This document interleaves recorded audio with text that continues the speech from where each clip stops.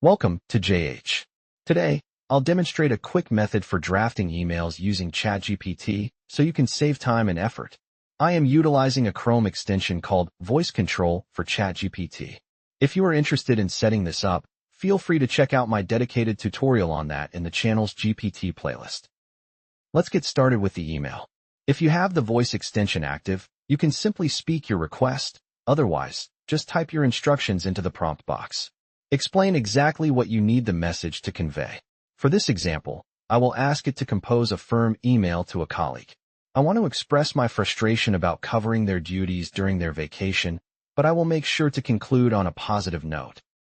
As you can see, the AI generates a subject line regarding the workload and a professional, yet direct message. It mentions the dissatisfaction of handling extra tasks without prior notice and the resulting stress. I will stop the voice input here. This shows just how effortless it is to generate correspondence with ChatGPT.